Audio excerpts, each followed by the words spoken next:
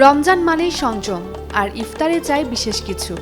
পুরান ঢাকার ইফতার, যার স্বাদে জড়িয়ে আছে শত বছরের ঐতিহ্য, এবার সেই স্বাদই মিলছে নতুন ঢাকার বুকে।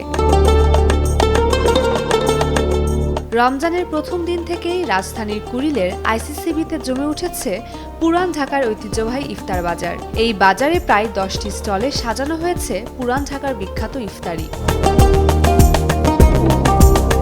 বিরিয়ানি প্রেমীদের জন্য মাটন কাচ্চি, বাসমতি আর চিনিগুড়া, মোরগ পোলাও, বিফ তেহারি। রোস্ট প্রেমীদের জন্য chicken roast, mutton leg roast. আর কাবাবের সমারোহে chicken reshmi, hariyali, tandoori, beef seekh kebab. এর সঙ্গে আছে হান্ডি কাবাব, ডিম চপ, গরুর মাংসের কালাভুনা, মাটন হালিমে পুরান ঢাকার চেনা স্বাদ। সবচেয়ে বেশি দর্শনার্থীর ভিড় হেরিটেজ রেস্টুরেন্টে। এখানে মিলছে বিরিয়ানি, রোস্ট আর কাবাবের বড় আয়োজন।